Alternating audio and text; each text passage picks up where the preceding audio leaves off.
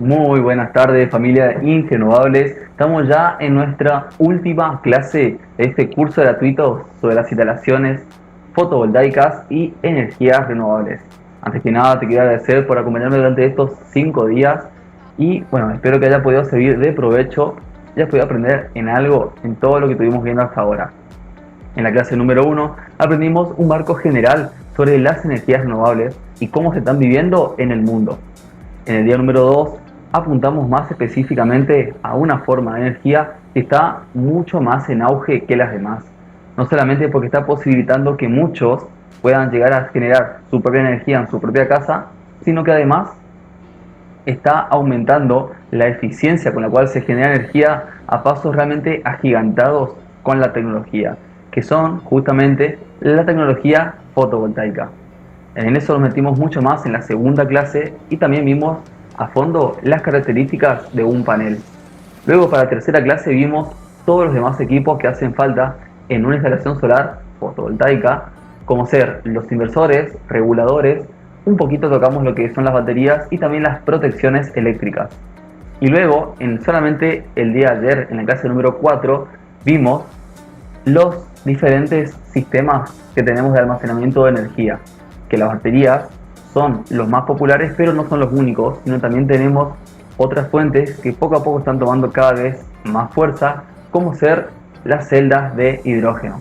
Algunas que se vienen utilizando hace mucho tiempo, como por ejemplo aire comprimido, ruedas de inercia, supercapacitores, que todavía está un poquito en desarrollo, y una que por excelencia viene hace ya mucho más tiempo, que son las centrales de embalse de bombeo.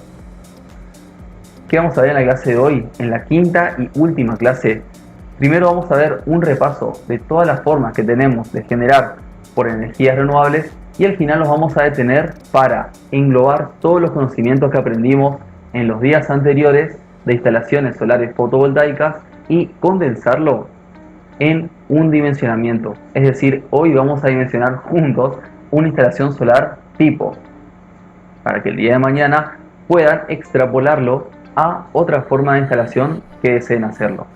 Así que hoy vamos a poner en juego todo lo que aprendimos sobre paneles, sobre inversores, sobre protecciones eléctricas para poder dimensionar un sistema fotovoltaico para nuestra propia casa. Así que, bueno, sin más preámbulos, arrancamos.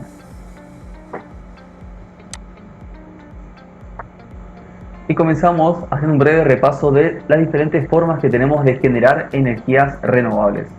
Para empezar, recordando que la definición que vimos en la primera clase de lo que es una energía renovable, esa forma que tenemos de generar energía útil, en este caso nos referimos a energía útil como la energía eléctrica, por métodos que recurren de un recurso natural y que además ese ciclo que tiene es un ciclo renovable, que el recurso natural pueda continuamente renovarse. Dentro de esos tenemos todos estos tipos. A ver, voy a habilitar un puntero láser. Ahí está. Dentro de lo que son las energías renovables tenemos todos estos tipos de energía diferentes. La famosísima que hemos estudiado muchísimo en este curso, que es la energía solar fotovoltaica. Esto se puede interpretar como la energía de la biomasa, la energía eólica y luego, bueno, las redes que aportan. Fíjense cómo cada una está presente, bueno, según lo que esta imagen quiere mostrar, en el campo. Y comenzamos a describir cada una de ellas. Una de ellas es la energía solar fotovoltaica. Así como la energía eólica, puede haber un aerogenerador offshore y onshore, es decir, plantado en medio de un campo o plantado en medio del mar. Los paneles fotovoltaicos también tienen esa opción, solamente que los paneles fotovoltaicos plantados offshore, es decir, en medio del mar o en medio de las aguas, no son tan comunes. Y bueno, también sufren un poquito más que los aerogeneradores plantados en el mar, pero también puede existir esa opción. Otra forma muy popular son generar energía a través de generar energía eléctrica, me refiero, a través de la energía solar, pero en lo que se llama plantas de concentración o plantas solares térmicas. ¿Qué es lo que hace esto? Explicado brevemente. Esto que vemos acá es justamente una planta, una central de energía térmica solar. Todo esto que vemos aquí son espejos, helióstatos mejor dicho, que lo que hacen es reflejar la luz solar en este concentrador central. Por eso también algunas plantas de generación por solar térmica también se llama plantas de colector central o de torre central. Lo que hace justamente es apuntar, mejor dicho, reflejar todo lo que es la radiación solar apuntando al centro de este faro. Lo que hace acá es calentar un fluido.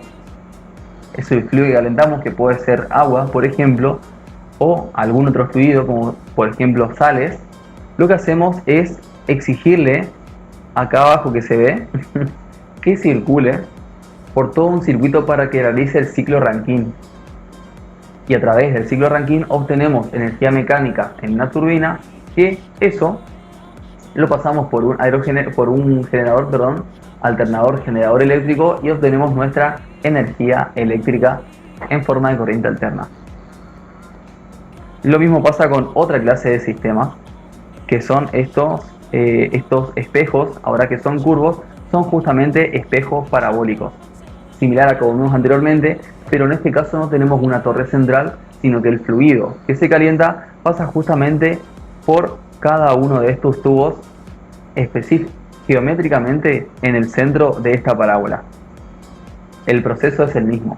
Calentamos el fluido para luego hacerlo pasar por un ciclo Rankine que me entregue energía mecánica en una turbina. Y luego esa energía mecánica la hago pasar en un alternador y me genera energía eléctrica.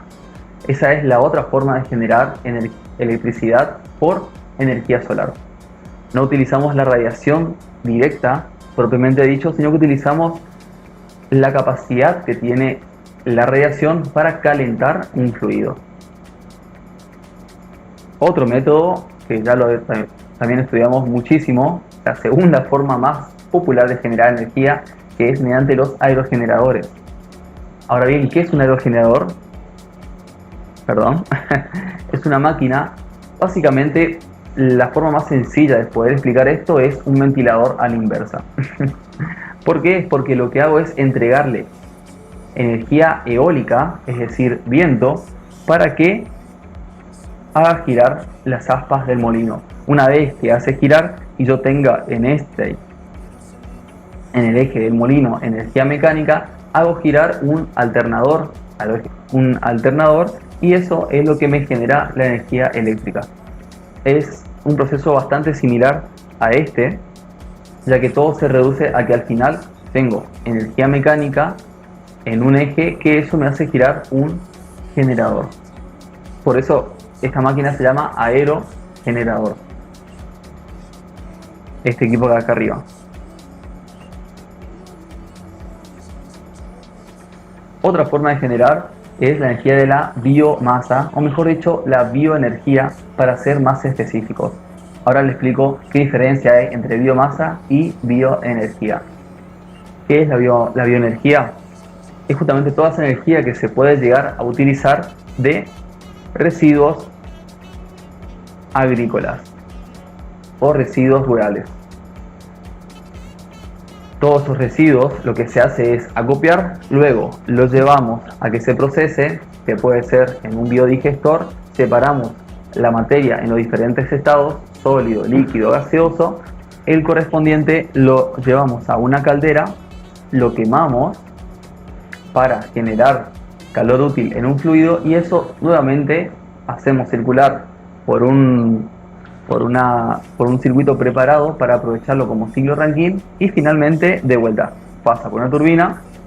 De la energía mecánica obtenemos a un generador y así generamos la energía eléctrica. Muy similar a como es un proceso de generación convencional, en el cual se quema algún combustible o algún hidrocarburo, pero en este caso estaríamos quemando residuos agrícolas.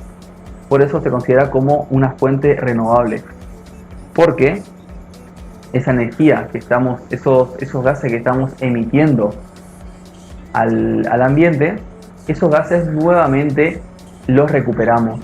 ¿Cómo? Por la fotosíntesis de las plantas. Entonces, cuando quemamos todos los residuos, los desechos rurales las plantas están generando ese CO2 que luego, cuando nuevamente estamos plantando, esas plantas por la fotosíntesis captan el CO2. Entonces por eso se considera que este proceso, si bien consiste también en la combustión de un comburente, se lo considera como un proceso renovable, porque justamente es un proceso, para empezar, que utiliza un recurso natural, y segundo, que es un proceso cíclico.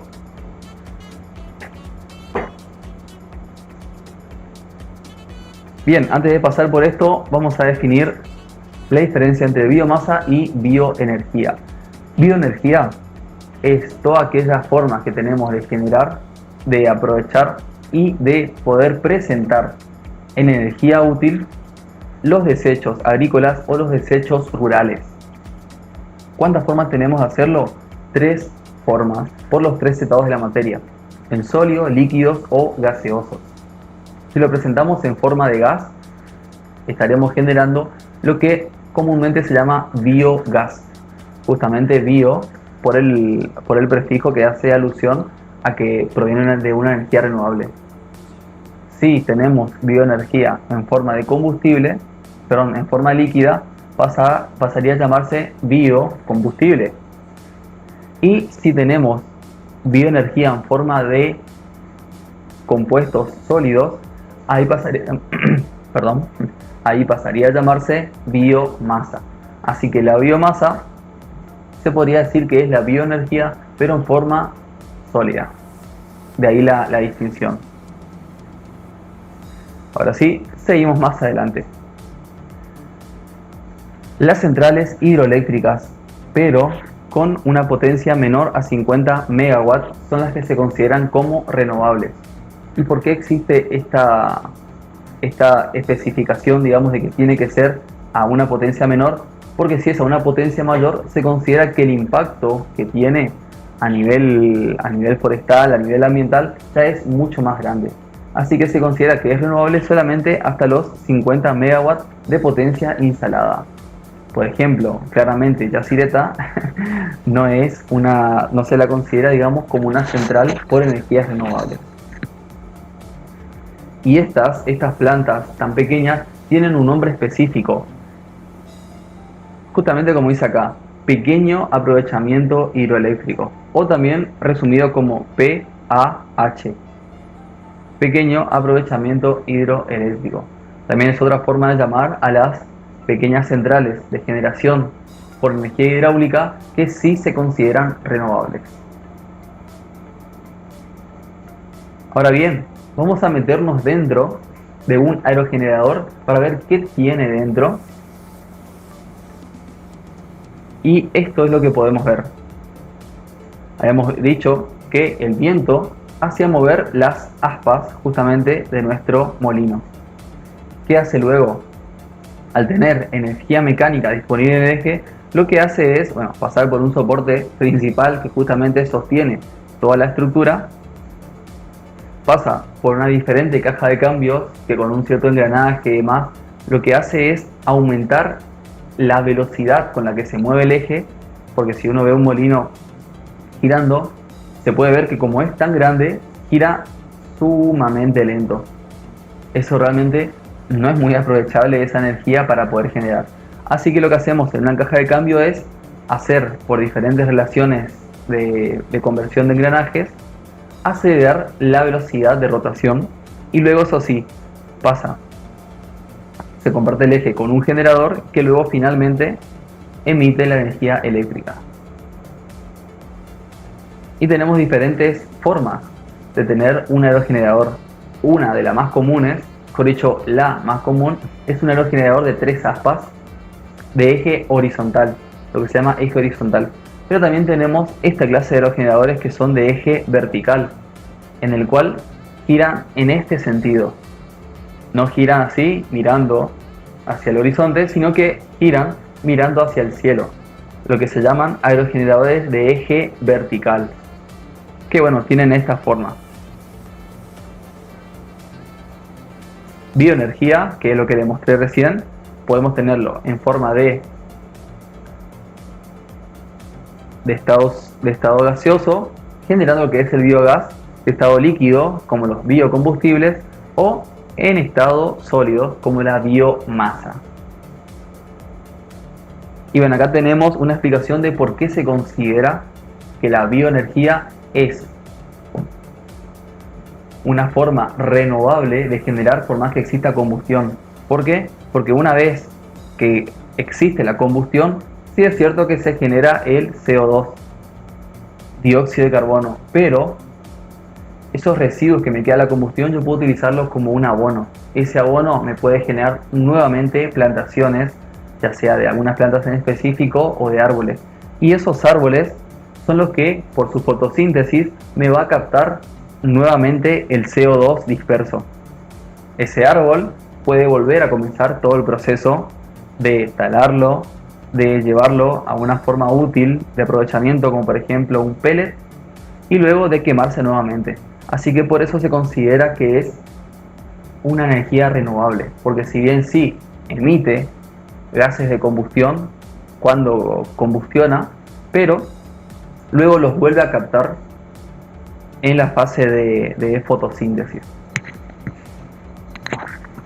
Solar térmica, que ya habíamos aprendido cuáles eran, la de torre central, que expliqué al comienzo de la clase, la que son de cilindros parabólicos y dos formas no tan comunes que siguen en desarrollo, que es el Fresnel lineal y discos parabólicos, pero con un motor Stirling. Este motor simplemente genera a partir de otro ciclo, que no es el ciclo Rankine, sino que justamente es el ciclo Stirling.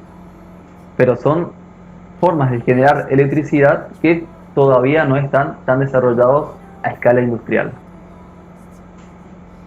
Acá tenemos el que le había explicado de la torre central, en el cual cada helióstato refleja en la torre central, calienta lo que es el fluido y haciéndolo pasar por un intercambiador, entrega el calor a este otro fluido. Y este otro fluido sí es el que pasa por mi turbina y mi turbina le entrega la energía mecánica al generador.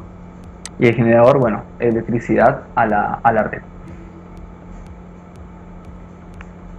Para que finalmente lleguemos a la forma de generar que más estamos estudiando en este curso, que es la energía solar fotovoltaica. Y en una granja fotovoltaica tenemos aproximadamente este desarrollo muy similar al que aprendimos ayer. Los paneles fotovoltaicos por un lado, esto que vemos acá que dice cuadros de distribución del lado de corriente continua, es decir, los colectores de corriente continua, el inversor, otro equipo de protección y luego sí la red misma. Un esquema básico de, por ejemplo, cómo opera una granja solar.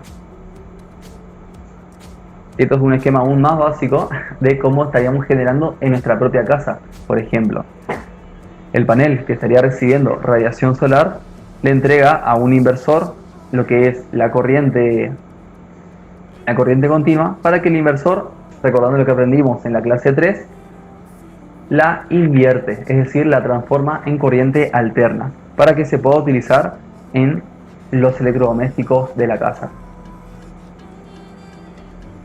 Ahora si vamos a otro gráfico un poquito más detallado, con un poquito más de información, vamos a ver que no solamente tenemos un inversor y un regulador, sino que también tenemos protecciones. Protecciones, por ejemplo, contracorriente, protecciones diferenciales, podemos agregar las baterías e incluso acá me faltó la protección contra descargas atmosféricas.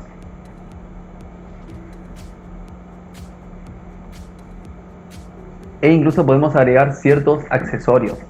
Y no son accesorios que solamente están disponibles para instalaciones grandes, para instalaciones residenciales o comerciales, sino también para pequeñas instalaciones hogareñas o de algún comercio. Por ejemplo, en nuestra empresa, en la última instalación que hicimos, pusimos justamente este equipo, que lo que nos permite es justamente monitorear de forma remota cuánta, mejor dicho, es la energía que se está generando en tiempo real, cuánta es la potencia que se consume de fotovoltaico, de baterías o de la red y cuánto es lo que se exige en cada una de estas. También permite ver en la misma aplicación un historial de todo lo que se estuvo consumiendo y generando en todos los días anteriores. Este pequeño equipo que, bueno, se le llama dongle, que es una especie de pendrive un poquito más grande, se lo conecta en la parte inferior de un inversor. Y esto que vemos acá es un inhibidor de inyección. Por ejemplo, para los sistemas on-grid, si yo quiero limitar cuánta corriente estoy inyectando a la red, o por ejemplo directamente no quiero inyectar nada a la red, puedo conectar este equipo conectado al inversor y voy regulando cuánto de la energía que me sobra inyecto a la red o directamente si no quiero inyectar nada. Esto es muy útil, por ejemplo, cuando hay tableros, o mejor dicho, medidores, cuando hay medidores que no están preparados, o sea, cuando todavía no tenemos el medidor bidireccional instalados en nuestra casa. Y el medidor que tenemos, cuando queremos comenzar a inyectar, sigue girando en el mismo sentido. Es decir, nos estarían cobrando por la energía que estamos inyectando. En vez de restarnos, nos estarían cobrando. O simplemente puede estar girando a la inversa, lo cual representa un fraude. Así que bueno, para evitar todos estos problemas legales, podemos conectar directamente a este equipo un inhibidor de inyección y limitar cuando queremos inyectar o no inyectar nada. ¿Qué ventajas tenemos respecto a esta última forma de generar? No hace falta un sistema de backup, que si bien es recomendable, no hace falta realmente un sistema de backup. Tranquilamente podemos estar consumiendo al tiempo que estamos generando con paneles fotovoltaicos. Ni tampoco hace falta asistencia de red. Hay algunos sistemas que son off-grid que tranquilamente pueden funcionar sin asistencia de red. Una aplicación, por ejemplo, que no necesite backup y que no necesita asistencia de red son, por ejemplo, los bombeos solares. Es decir, esos equipos que bombean agua para el campo solamente cuando hay sol. Es un sistema sumamente eficiente, no necesita mantenimiento y la verdad tiene una vida útil bastante grande porque no tiene baterías. Y lo bueno es que como no necesita red, se puede instalar en cualquier lugar. Solamente es una bomba y un panel solar, nada más. Primer beneficio, genera un ahorro económico enorme, ya que yo estoy pudiendo generar mi propia energía eléctrica. No hace falta ni que tenga medidor bidireccional ni nada de eso, simplemente si yo tengo un panel que genera energía para mis electrodomésticos, entonces yo estoy consumiendo de mi panel y no de la red pública. Eso ya me está generando un ahorro económico. Segundo beneficio, es muy útil en lugares donde todavía la red eléctrica no llegó o directamente es muy mala la calidad. O por ejemplo, los niveles de tensión y corriente son muy inestables o constantemente hay bajones de tensión que nos pueden llegar a quemar los equipos. Es muy recomendable, digamos, instalar justamente paneles fotovoltaicos. Tercer beneficio, la generación acompaña al consumo, por ejemplo, de tomar agua. Esto viene, por ejemplo, de la mano con el ejemplo que di recién del bombeo solar. ¿Y por qué dice que la generación acompaña al consumo? Porque si yo dimensiono el sistema de tal forma que lo dimensiono o lo instalo más para el verano, por ejemplo, entonces en el verano, cuando yo tengo más radiación solar disponible, voy a tener más energía disponible de los paneles y por ende la bomba va a poder entregar más agua. Y es el momento del año justamente que, como hace más calor, el ganado va a tener más sed o el riego de los cultivos va a necesitar más agua. Por eso dice que la generación acompaña el consumo de tomar agua. A diferencia de, por ejemplo, no sé, si yo quisiera generar por biomasa, posiblemente cuando esté en pleno verano, cuando haga tanto calor que mis cultivos realmente se me sequen porque no alcance el agua, es cuando más voy a necesitar generar. En ese caso, justamente la generación no acompaña a la necesidad. En este caso sí, porque mientras más radiación tengo disponible, es el momento del año en el cual más energía necesito, en el verano. Mantenimiento mínimo. A diferencia de otros sistemas Como no tenemos piezas móviles, piezas que se estén moviendo además, solamente el panel es una pantalla solar que a lo sumo necesita limpieza y bueno, constante cuidado de que no haya alguna sombra que le pueda estar opacando. Directamente el mantenimiento que exige es relativamente escaso, sin desgaste de piezas móviles. Y acá vemos uno de los típicos molinos de los molinos de antes para extraer agua. ¿Qué complicación tenía esta clase de molino? Primero, que necesita girar para entregar agua. Es decir, mientras está girando, ya estamos diciendo que hay piezas móviles, ya hay rozamiento, ya hay desgaste, ya exige sí o sí que el mantenimiento se haga de forma más periódica. Eso directamente con los paneles no tenemos, porque los paneles no hace falta que giren o que se mueva algo para que generen. Simplemente generan de forma estática. Segundo beneficio, que para hacer el mantenimiento de este molino hace falta justamente desmontar el molino y bajarlo, o subir y hacer mantenimiento acá arriba, lo cual cualquiera de las dos formas es sumamente incómodo. En cambio el panel lo puedo poner a nivel de tierra o lo puedo poner en un techo, y llegar hasta el panel para hacer su mantenimiento es mucho más accesible. Beneficio número 6, genero sin ruido.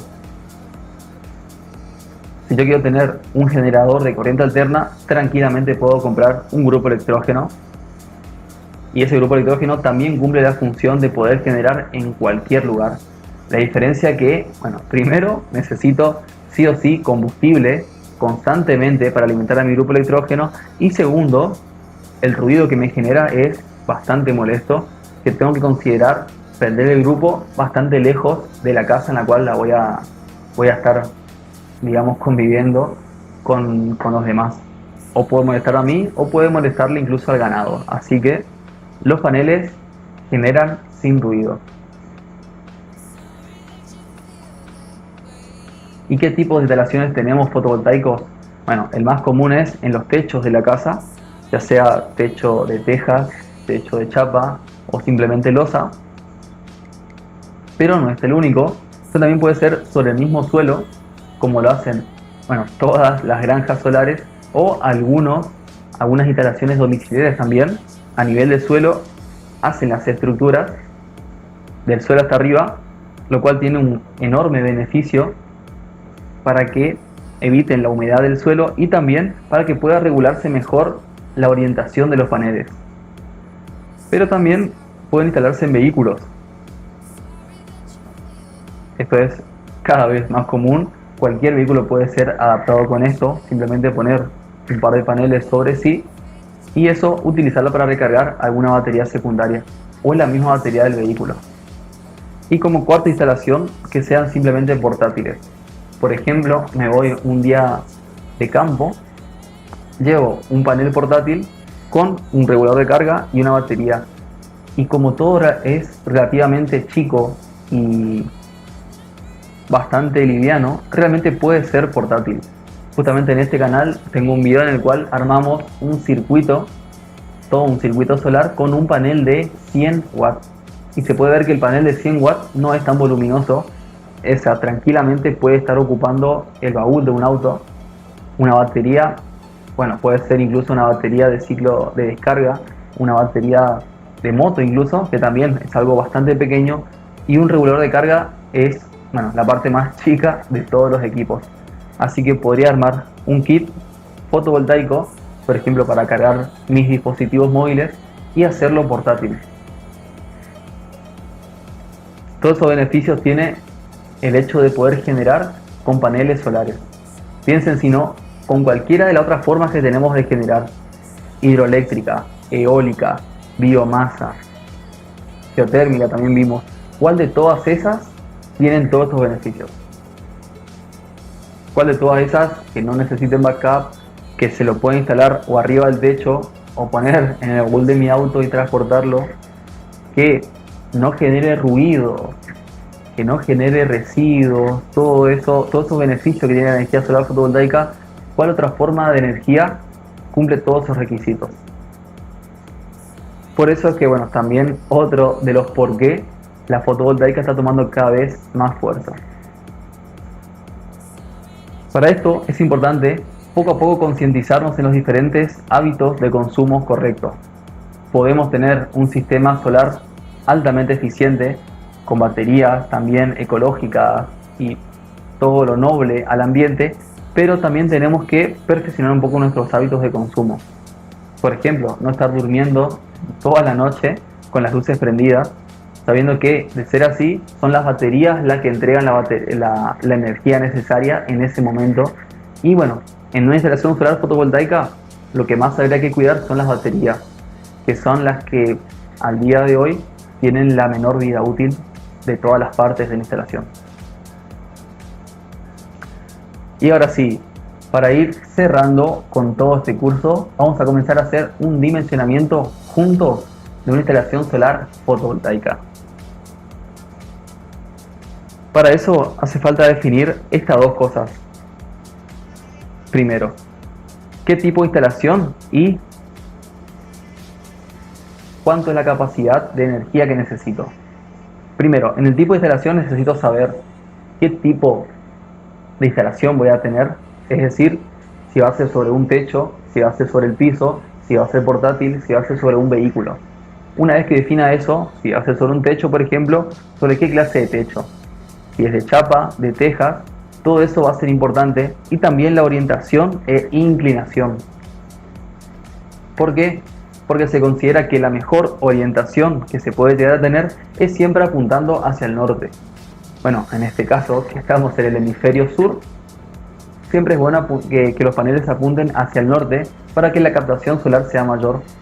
Y en cuanto a la inclinación, o sea, cuánto parar mi panel solar, se recomienda que coincida aproximadamente con el mismo ángulo de la latitud del lugar en el cual voy a instalarlo.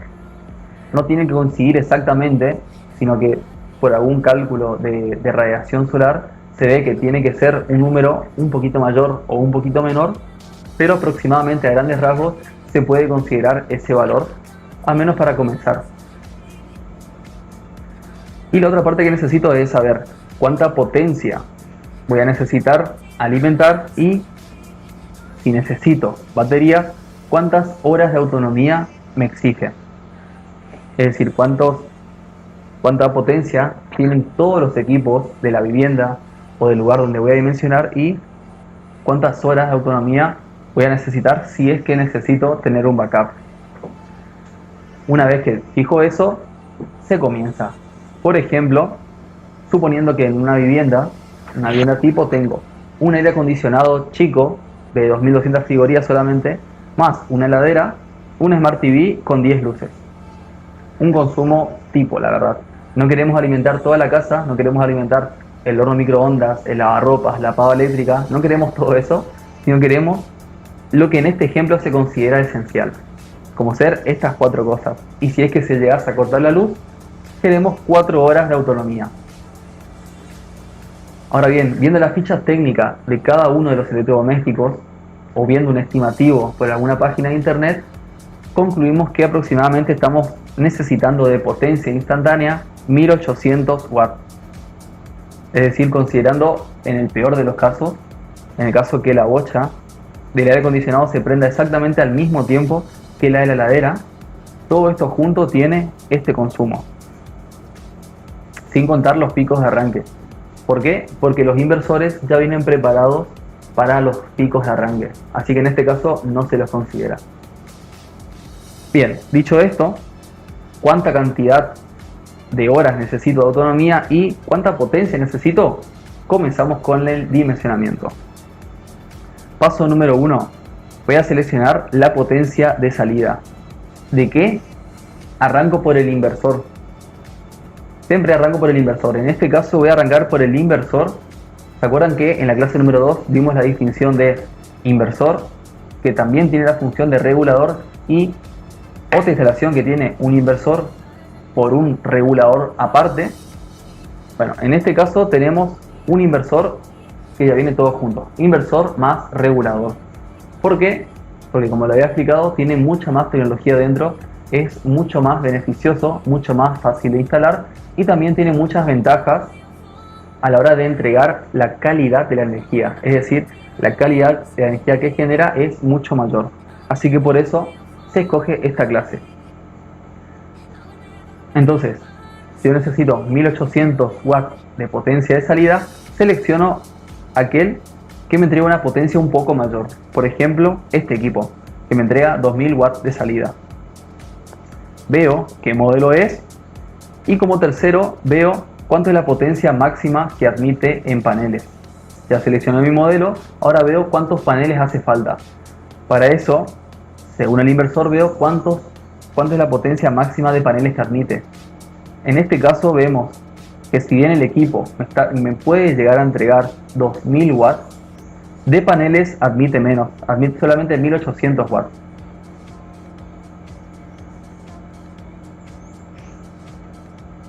Entonces, justamente eso es lo que voy a calcular después. ¿Cuántos paneles hace falta? Si la cantidad de potencia en paneles que yo le puedo poner es 1800 watts y yo decido colocar paneles con una potencia pico de 440 watts, yo puedo elegir cualquier panel que yo tenga, cualquier panel que yo pueda elegir. En este caso vamos a elegir paneles de 440 watts. Hago la división y me dice que aproximadamente necesito 4 paneles. Me voy a la ficha técnica de los paneles fotovoltaicos. Fíjense, este es un Jinko de 440 watts pico y verifico la tensión máxima y la corriente máxima, que como vimos en la clase número 2 era la tensión de vacío y la corriente de cortocircuito. Esos dos datos necesito. ¿Para qué? Para saber cuál es el máximo que me van a generar los paneles. Luego, una vez que yo selecciono que son 4 paneles, veo cómo los voy a conectar. En este caso conecto 2 paralelos y después de esos 2 paralelos hago 2 series. Y al final, como hago 2 paralelos, 2 en series, veo que la tensión máxima que va a tener todo ese armado de array va a ser de 82 volts en tensión de vacío y de 27,4 de corriente de cortocircuito. Estos dos valores es importante recordarlos. ¿Por qué? Porque tienen que ser menores a lo máximo que me admite el inversor. Si no me dan los valores, tengo que ver si cambio de paneles o si los conecto de otra manera. En este caso, fíjense que mi panel admite como máximo 145 volts de entrada y el MPPT está trabajando entre 60 a 115 volts de entrada. Y como 115 volts es mayor que esto, significa que conecté bien los paneles, al menos en niveles de tensión, y luego verifico que la corriente máxima que admite, que es de 30 amperes, es mayor que 27. Así que ahí verifico por completo que conectar los paneles de esta manera, es decir, esta cantidad de paneles y conectados de esta manera, va a funcionar con este inversor. El paso siguiente sería tener en cuenta la temperatura del lugar, pero bueno, eso ya es un cálculo un poco más minucioso. Lo podemos ver en otro curso. Que bueno, es justamente esto, teniendo en cuenta la temperatura del lugar y los índices con que varía cada uno, se puede ver si me va a seguir cumpliendo con esa especificación o no.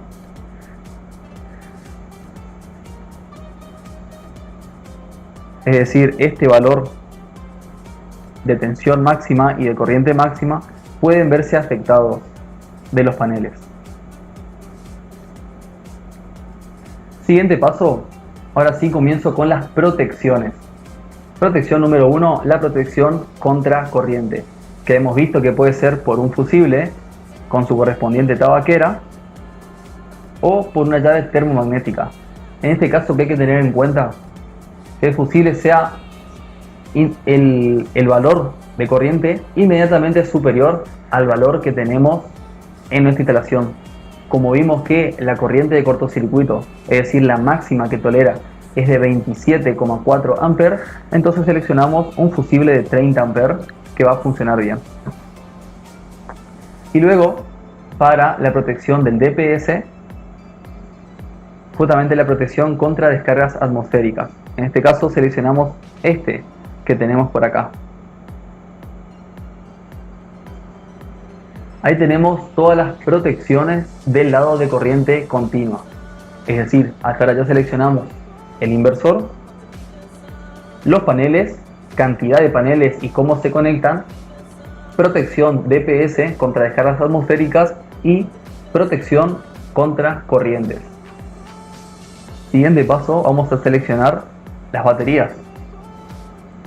Dijimos que necesitamos 4 horas de autonomía. Si durante esa hora, digamos, se está exigiendo 1800 watts por esas 4 horas, entonces en unidades de energía se va a necesitar 7200 watts hora. Esto es unidades de energía. ¿Qué hacemos con esos watts hora? Bueno, teniendo en cuenta que cada batería tiene 12 volts, divido y me dice que yo necesito una batería, mejor dicho, un banco de baterías de 600 ampere hora. Pero si nos vamos a la especificación técnica del inversor, vemos que como tensión de entrada, de baterías admite 48 volts. Siempre los inversores me van a decir cuánta tensión de baterías admite. En este puede ser 24 volts, 12 volts o 24 volts. El que elegimos nosotros, en este ejemplo, soporta 48 volts. ¿Qué significa? Que necesitamos sí o sí conectar 4 baterías. Conectar 4 baterías para que cada una, sumado esos 12 volts, me dé los 48 volts que me exige acá. ¿Eso qué significa? Que de los 600 ampere hora que yo seleccioné, lo tengo que dividir por 4. Y ahora sí, me da 150 ampere hora. ¿Qué significa eso? Que necesito 4 baterías de 150 ampere hora o mayor para asegurar las 4 horas de autonomía. Esto obviamente es un cálculo extremadamente básico, porque para esto yo estoy considerando que las baterías se van a estar cargando y descargando del 100 al 0%, lo cual sabemos que eso es muy nocivo para las baterías. Por eso tenemos acá esta alerta. Ten en cuenta el porcentaje de descarga. Si yo no quiero descargar las baterías al 0%, lo cual es lo menos recomendable, y lo quiero descargar solamente hasta el 50% o solamente hasta el 60%, entonces puede ser que me exija más capacidad por cada batería, justamente para que logre esas 4 horas de autonomía.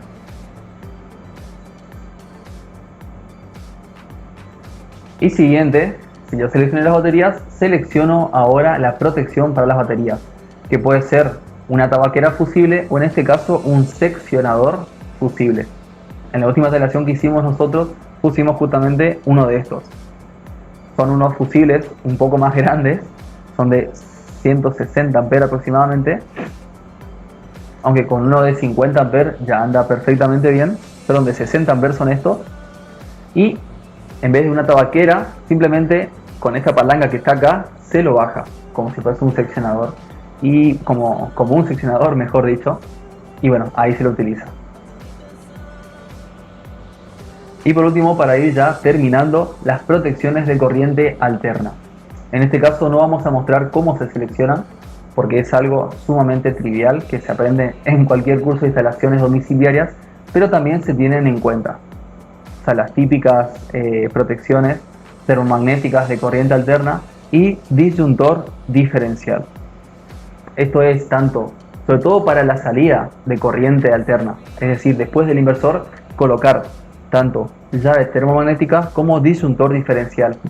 Y si es que el equipo, si es que el inversor admite que yo ingrese con corriente alterna también de red para apoyo, entonces también voy a necesitar para la línea que entre una termomagnética y un disyuntor diferencial.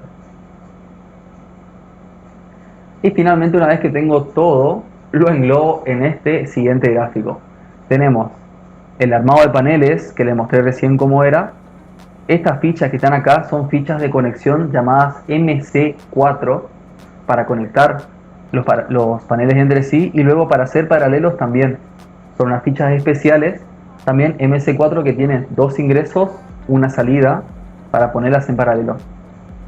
El primer equipo que se pone después de los paneles es el DPS, como ya hemos aprendido, y el DPS tiene una descarga a tierra. Acá me faltó en el diagrama, pero también Los chasis de los paneles también van a tierra. Después el DPS, en la parte positiva, pasa por mi, por mi tabaquera fusible de 30 amperes, que debería representar este cuadradito celeste, y luego sí ingresa a mi inversor.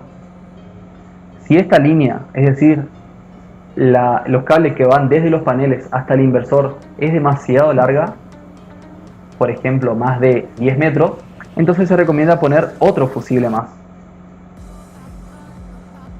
Por eso existe este símbolo acá. Si es que fuese demasiado larga, ponemos otro fusible más. Y ahí sí ingresa a los bornes del fotovoltaico. ¿Qué más tenemos? Tenemos las baterías. 4 baterías, como dijimos, de 150 ampere hora o mayores, y el seccionador fusible. Y luego, por otro lado, tenemos la parte alterna. El ingreso de corriente alterna, acá no se lee, pero dice AC input, o sea, ingreso de corriente alterna de 230 volts. Tenemos que desde la red viene fase neutro tierra, ingresa a la termomagnética y luego ingresa al inversor. Y a la salida lo mismo, sale fase neutro tierra del inversor, pasa por la termomagnética y se va a la carga. En este diagrama claramente me faltó dibujar el disyuntor diferencial, pero bueno, sepan que hay que dibujar. Si es que yo quiero agregar el inhibidor de inyección, o sea, controlar cuánta energía yo inyecto, iría de este lado, es decir, a la salida. Y si es que yo quiero agregar el dongle, ese pendrive que yo conecto para poder monitorear el inversor, también tiene una entrada especial también por aquí. Y bueno, esto sería lo básico a tener en cuenta en una instalación solar fotovoltaica y cómo se dimensiona. Y con eso terminamos finalmente este curso sobre las energías renovables e instalaciones solares domiciliarias. Muchas gracias por quedarte en este curso. Espero realmente que te haya podido servir, que te haya podido aportar. Y bueno, si esta formación te gustó, entonces quédate pendiente que en este canal seguramente más adelante vamos a tener muchas más formaciones sobre las energías renovables y sobre todo la fotovoltaica. Si tenés alguna duda respecto a inversores, respecto a paneles, o si querés comenzar a dimensionar tus primeros sistemas o a comprar tus primeros equipos, entonces no dudes en ponerme en un comentario y bueno, te puedo ayudar con la proveeduría de algunos de los equipos. Por otra parte, si vos querés comenzar a emprender con las energías renovables, que también como vimos en la primera clase, esto de las energías renovables abrió muchos nuevos puestos de trabajo, no solamente para la manufactura, el transporte y la instalación de paneles, sino también para esas pymes, para esos pequeños emprendedores que están poco a poco emprendiendo con las energías renovables. Y bueno, si vos también querés hacerlo, créeme, tengo muchos amigos que también lo están haciendo, que les está yendo muy pero muy bien, con todos los beneficios que vimos de los paneles fotovoltaicos que mencionamos hoy. Realmente es una tecnología muy noble y que si uno es un instalador de esta tecnología, realmente va a ayudar a muchas personas más. Y eso es justamente lo que hace la energía renovable. No es simplemente una forma de generar y ya, una forma de generar cuidando el planeta, sino que también posibilita al usuario tener mejores niveles de tensión, de corriente, de potencia. De esa forma cuidamos los equipos del consumidor, pero al mismo tiempo podemos llegar a tener electricidad en lugares donde nunca hubo, donde es muy costoso tener un tendido eléctrico hasta ahí, donde hay mucho trabajo ir constantemente con tanque combustible para hacer funcionar un grupo electrógeno, o donde directamente no puede ir alguien cada mes a hacer un mantenimiento de un aerogenerador, por ejemplo. Entonces, para todos esos casos, para evitar todo ese problema y para seguir ayudando a las personas, es que las energías renovables, y más específicamente los paneles fotovoltaicos, son una solución actual, son una solución de la hora, no del futuro, y son una solución bastante noble para poder ayudar a las personas a que puedan acceder a una de las necesidades más básicas hoy en día, que es la electricidad. Así que bueno, espero que seas una de las personas que utiliza la energía renovable para poder ayudar a los demás y facilitar su vida y en caso de ser así necesites ayuda, me va a encantar como siempre tender mi mano para hacerlo. Eso fue todo, familia de Ingenuables. Muchas gracias por acompañarme nuevamente y nos estamos viendo en próximas formaciones. Hasta luego.